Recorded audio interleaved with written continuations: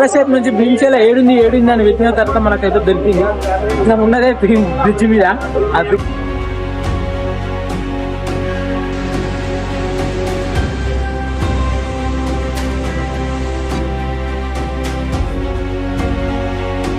Road కి అయితే వచ్చేసినాం.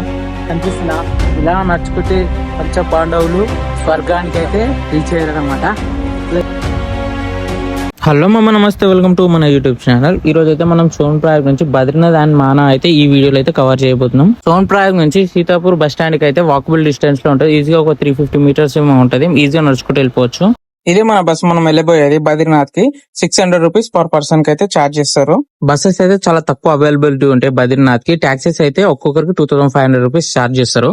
చూడు మామ, నా సజెషన్ ఏంటంటే మీరు మధ్యాహ్నం లోపల బద్రీనాథ్ బస్ అయితే ఎక్కేసేయండి. ఎందుకంటే మీరు ఈవినింగ్ పూట ఎక్కిరు అనుకో బస్ అనేది 2 times ఆపుతారు అనమాట. నైట్ పూట నైట్ స్టే చేయాల్సి వస్తుంది. దానికి మళ్ళీ మనకు 250 రూపీస్ ఎక్స్ట్రా ఛార్జ్ అవుతాయి అనమాట. అదే మనం మధ్యాహ్నం స్టార్ట్ అయినాం అనుకో మనకి ఈజీగా నైట్ కల్లా వెళ్ళిపోవచ్చు. లొకేషన్ రూట్ అయితే నెక్స్ట్ లెవెల్ ట్రెక్కింగ్ ఉంటుంది. మేము నైట్ పూట ట్రావెల్ చేసినాం. మీరైతే మార్నింగ్ పూట ట్రావెల్ చేయడానికి ట్రై చేయండి.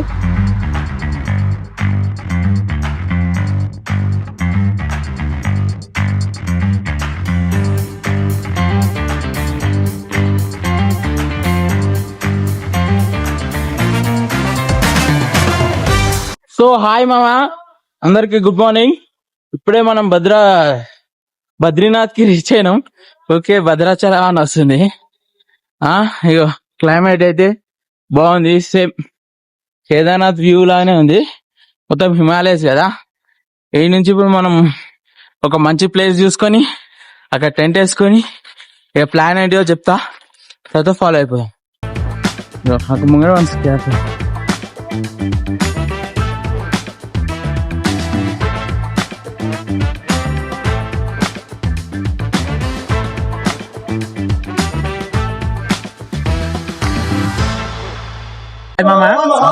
మార్నింగ్ బ్రేక్ఫాస్ట్ వచ్చేసి చూడండి ఎంత బాగుందంటే, ఎంత బెస్ట్ డైట్ ఓవర్ ఇయర్ ఇక్కడ.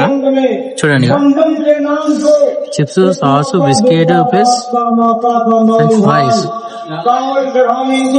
టేస్ట్ కూడా సూపర్ అంటే సూపర్. చూడండి, మీరు కూడా వచ్చి బయట అయితే 250 రూపాయలు టిఫిన్. సో మామ, ఇప్పుడైతే మనం అయితే దర్శనానికి వెళ్ళిపోతాం.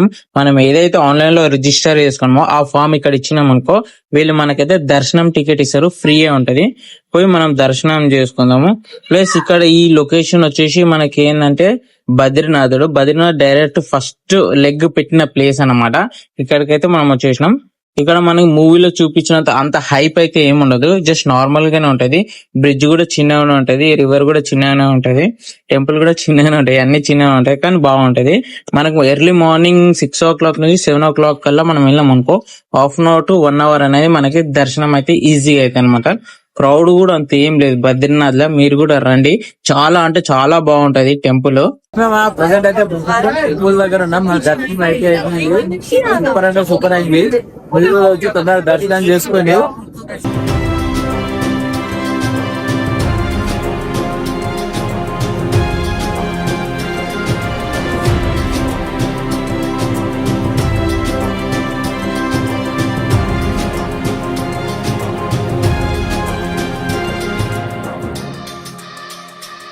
సో మామ, బద్రీనాథ్ టెంపుల్ దర్శనం అయిపోయినాక మీరు బండారా దగ్గర వెళ్ళండి. బండారాలో ఫ్రీ ఫుడ్ అనేది ప్రొవైడ్ చేస్తారు. ఎవరిని అడిగినా లొకేషన్ అయితే చెప్తారనమాట. హాయ్ మామ, ప్రజెంట్ అయితే మనం బద్రీనాథ్ లో ఉన్నాము. బద్రీనాథ్ లో బండారా దగ్గర ఉన్నాము. బండారాలో ఫ్రీ ఫుడ్ పెడతారు. ఫుడ్ ఎట్లుందంటే మినీ బఫే మామ, ఎక్సలెంట్ ఉంది. చూపిస్తున్నారు చూడండి మీరు కూడా. కర్రీ, పప్పు, సలాడ్ ప్లస్ 2 రోటీ, రైస్. ఎక్సలెంట్ ఉంది. టేస్ట్ కూడా సూపర్ అంటే సూపర్ ఉంది. మీరు కూడా బద్రీనాథ్ బండారాలో ట్రై చేయండి. ఫ్రీ ఫుడ్, అన్లిమిటెడ్ పెడతారు, కానీ ఫుడ్ అయితే వేస్ట్ చేయాలి.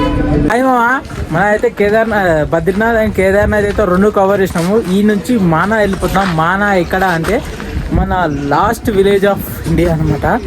అక్కడ నుంచే పాండవులు స్వర్గానికి వెళ్తారు. ఆ ప్లేస్కి అయితే మనం ఇప్పుడు వెళ్ళబోతున్నాం. ఇక్కడ ఇవన్నీ ట్యాక్సెస్ ఉంటాయి అనమాట. ఇక్కడ నుంచి మనకైతే మానకైతే స్టార్ట్ అయిపోతున్నాము. ఎంత ఒక 4-5 kilometers వస్తుంది. అయితే పర్ పర్సన్ కి 50 రూపీస్ ఛార్జ్ చేస్తారనమాట ఇక్కడ నుంచి. చలో అక్కడికి వెళ్ళి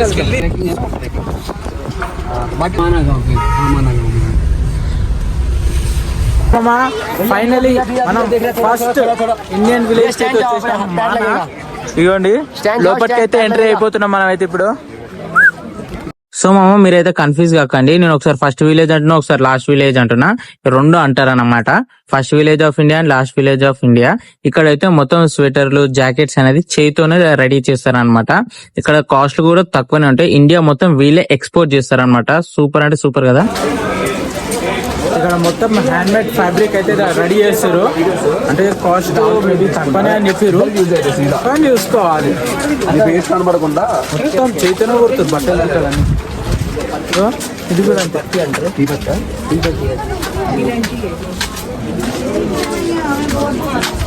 మొత్తం మార్కెట్ ఏరియా లాగా ఉంది. మా అమ్మ మన మానా విలేజ్ లో పెయింటింగ్స్ ఉన్నాయి మామ, గోడలకైతే క్రేజీ అంటే క్రేజీ పెయింటింగ్స్ వేస్తారు. క్రేజీగా ప్రతి ఒక్క ఇంటికి ఇలాంటి ఒక different types of story paintings వేస్తారు. అన్ని చూపించడానికి ట్రై చేస్తా.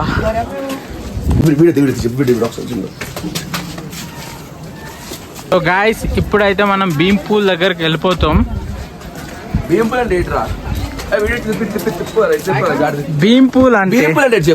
భీంపూల్ అంటే సరస్వతి నది ఉంది, రివర్. ఆ రివర్ క్రాస్ చేసే కాడ భీముడు ఒక పెద్ద రాయి అడ్డం పెడతాడు. దేనికి? నదిని క్రాస్ చేయడానికి. సరస్వతి నది. ఎక్కడ ఉంది? భీంపూల్ దగ్గర. క్రేజీ కదా గాయస్. తెలియదురా మీరు వెళ్ళుతున్నా ట్రిప్ అని చెప్పి తీసుకొచ్చారయ్యా.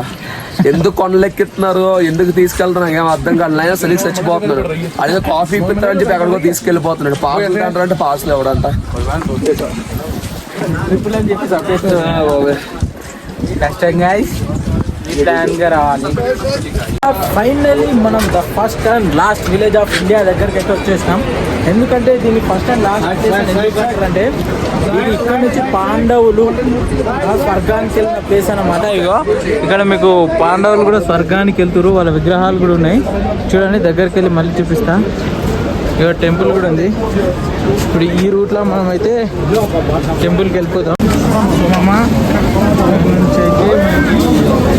సరస్వతి అండ్ అల్కానంద రివర్ అయితే స్టార్ట్ అవుతుంది.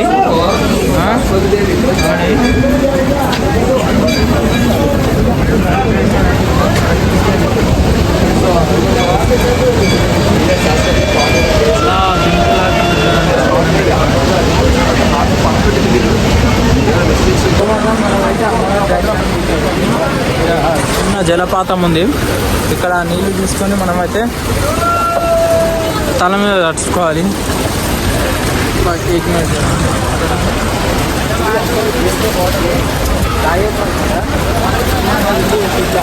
తల మీద తడిచితే చాలా మంచిది. ఇంకే కొబ్బరిగా ఉన్నాయి టేస్ట్ అయితే.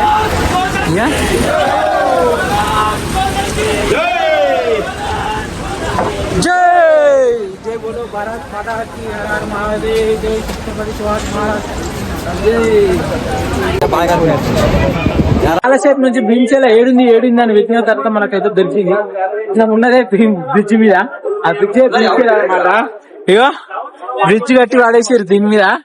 ఇదే భీమశైల రాయనమాట. చూడండి బాగా. మనకి సరస్వతి రివర్ ఎందుకు కనిపిస్తుంది అంటే వినాయకుడు మహాభారతం రాస్తున్న టైంలో సరస్వతి రివర్ అనమాట బాగా పొంగి వినాయకుడిని బాగా డిస్టర్బ్ చేయడం వల్ల వినాయకుడు శాపం పెడతాడు అనమాట. నువ్వు భూమి మీద ఎక్కడ ఉండవు, పాతాళలోకాలు వెళ్ళిపో అని చెప్పేసి చెప్పిస్తాడు అనమాట. అందుకే మనకి సరస్వతి రివర్ అనేది చాలా తక్కువ ఇక్కడనే కనిపిస్తుంది, ఇంకెక్కడ కనిపించదు. కనిపిస్తుంది కదా, ఇదే ఎంట్రన్స్ అనమాట. ఎంట్రన్స్ కి అయితే వచ్చేసాము. ఈ నుంచి మనకి పాండవులు స్వర్గానికి వెళ్తున్నారు అనమాట.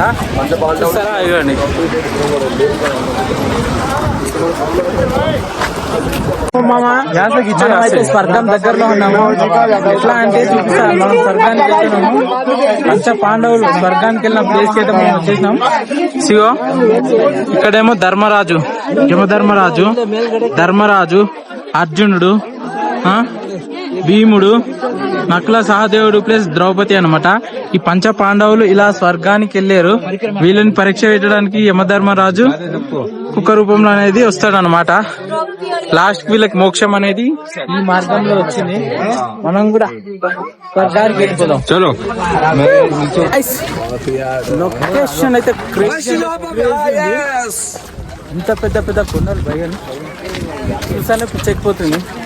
పిచ్చెక్కాకుండా ఏమందరా సోని చేత తిరిగినట్టు ఉండాలి, తిరిగినట్టు ఉండకూడదు.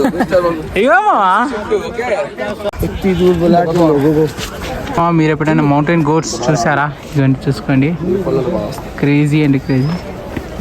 సింపుల్గా వెళ్ళిపోతాయి. అది కేజీ ఎలిఫెంట్ అంటున్నాడు. కేజీ ఎలిఫెంట్ అది చెప్పండి, ఎలిఫెంట్ కాదు గొర్రెలండి. ఇంత పెద్ద కొండ ఎట్లెక్కేస్తున్నాయి.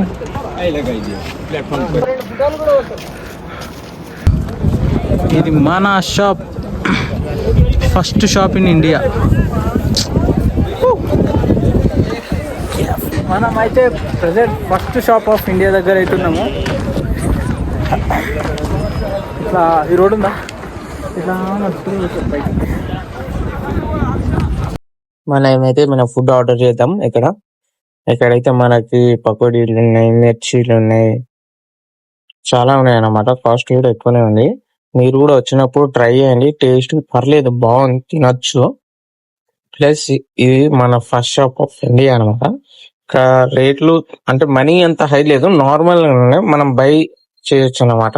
Taste super. First shop of ఇండియాలో టేస్ట్ ఉందో చూద్దాం. బాగుంది, సేమ్ మా ఇంట్లో తిన్నట్టు ఉంది టేస్ట్. ఏదో చిన్న హ్యాపీ ఫీల్ అనమాట. ఇలాంటి ప్లేస్ ఇన్స్టాగ్రామ్ రీల్స్ లో చూడటం, అంటే లైవ్ లో చూస్తున్నాం అంటే మానసిక ఆనందం. ఫైనలీ మనం చాయ్ బ్రెడ్ అయితే ఫస్ట్ విలేజ్ లో అయితే టేస్ట్ చేయబోతున్నాం. అవుతున్నారా టేస్ట్ అంటే కాస్ట్ అంత తెలీదు, టేస్ట్ అయితే వర్త్. ఎంత కాఫీ? 20 రూపీస్ వర్తమా. ఫస్ట్ ఇండియా షాప్ మీకు అసలు చూపితే బోర్ కూడా అనుకోకండి, ఎగ్జాక్ట్ పండి. ఓకే గాయస్, సబ్స్క్రైబ్ చేసుకోవడం మాత్రం మర్చిపోకండి. అండ్ మరిన్ని వీడియోస్ కోసం ఏం చేయాలి? 10 పందెల్లో చూద్దాం అందరూ తెలియదు ఉన్నావా? ఓకే, బై బాయ్ ఫ్రమ్ మన.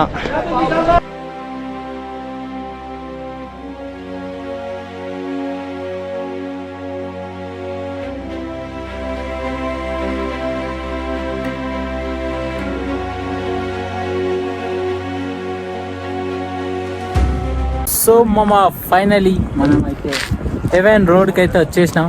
కనిపిస్తుందా? ఇలా నడుచుకుంటే కొంచెం పాండవులు స్వర్గానికి అయితే రీచ్ అయ్యారనమాట.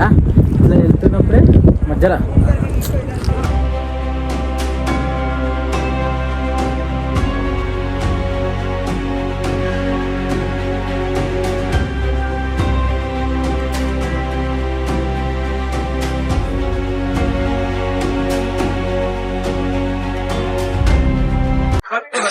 సో మామ ఇదే వ్యాస మహర్షి గుహ. వ్యాసుడు వేదాలు రాసిన గుహ ఇక్కడనే. ప్లస్ వినాయకుడు మహాభారతం రాసిన ప్లేస్ మనం అయితే గృహాలకు ఎంట్రీ అవుతున్నాం. ఇదే గృహ అన్నమాట.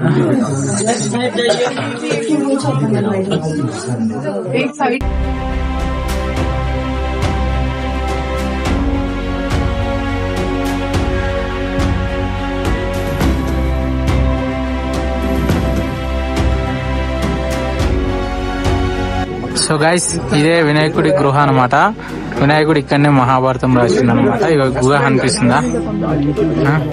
ఈ గుహలోనే వినాయకుడు వేదవ్యాసుడు చెప్తే వినాయకుడు మహాభారతం రాసిండు.